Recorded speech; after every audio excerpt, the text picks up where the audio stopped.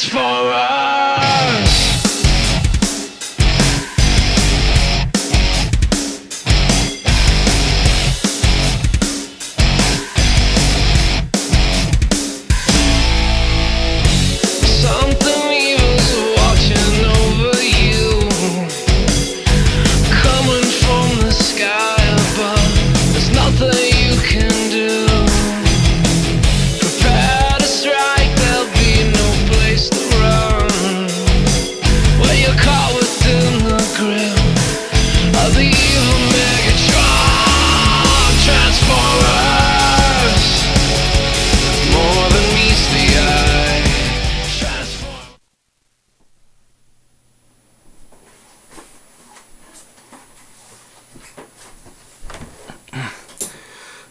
Hey guys, it's me, Revnege at 50.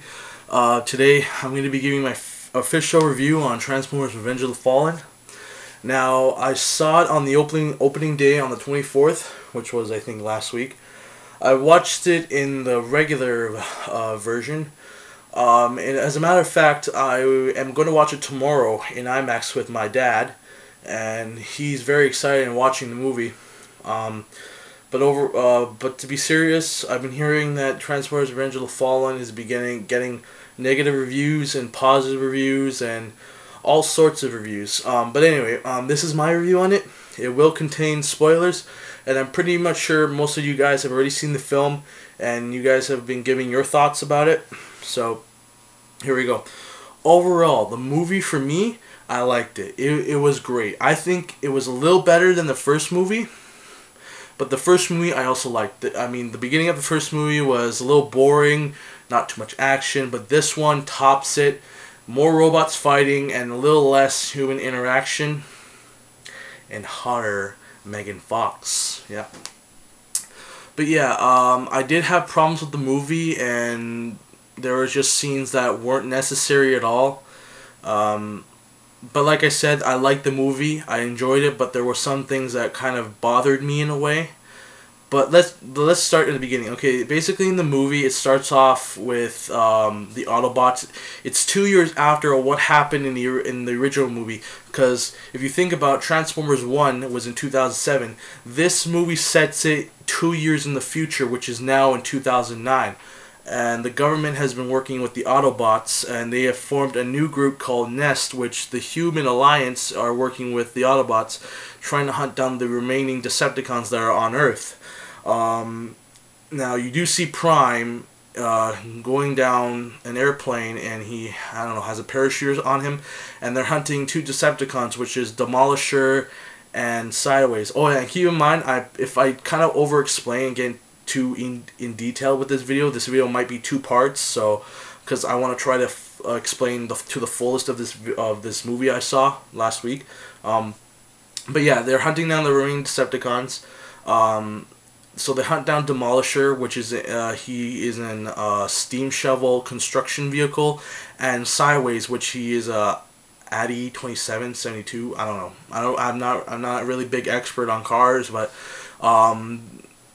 right off the bat, here's the first thing that bothered me. They didn't get the character development of the characters of the new Autobots, such as Sideswipe, Jolt, and the RC triplets, or the twins, whatever you call them, because there were 3 bikes.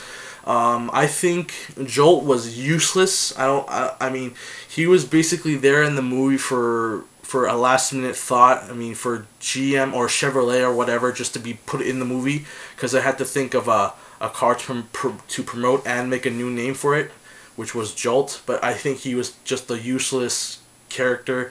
The only thing he did good in the movie was at the end, but I'll get to that later. So the Autobots kill Sideways and Demolisher. Sideways gets killed by Sideswipe with a slice of his sword from his arms. Mudflap and Skids, they had the ice cream alternate mode, and after they killed Demolisher, which Optimus Prime shot him in the face, before Demolisher died, he explains that the Fallen will rise again or something, will have his revenge or something like that. I don't really remember all that well, but he said something in around those lines. and the government's trying to figure out what's going on, and another government says the Autobots they have to leave, and the Autobots don't like that. They want to stay on Earth to make sure that the threat of Decepticons is completely over. Then in the next scene, we see Sam getting ready to go to college. Unfortunately, Michaela can't go. She's doing a work at her father's bike shop of some sort. And then Sam finds an Allspark shard in his jacket, and it zaps him. And at the same time, the shard falls down and, basically activates the machinery in this kitchen, and they're all evil and everything. And Bumblebee blows them up. Bumblebee, I like the way they kept his radio voice gimmick instead of his real voice. I don't remember hearing him having a real voice in this new film. He did speak in the last film. But anyways, moving on. The next scenery, not the next scenery, I mean, you get to see the Constructicons. They are hiding in a boat, and Soundwave is patrolling in space, hacking the U.S. satellite systems to figure out where they threw Megatron in the sea. And Soundwave basically tells the Constructicons where he is. And that moves on to Ravage. And now I think Soundwave shoots Ravage out of his chest. I think that was pretty cool. Ravage is completely very, very G1-ish. He retains his lion-like instincts. He has his very G1-ish rocket launchers on his back. So he infiltrates to steal the last piece of the Allspark, and they find Megatron at the bottom of the ocean, and what do you know? Megatron's back. So he resumes command, and the first thing he does is that he goes and finds Starscream, and he's not happy that Starscream is in control. Oh, and by the way, another thing that bothered me is his resurrection took literally, I don't know, 30 seconds into a minute, and it was just that quick. It wasn't that exciting, it was just too quick to say. I don't know. I was kind of bothered by that. I mean, they should have at least extended that clip, showing what they used to rebuild them.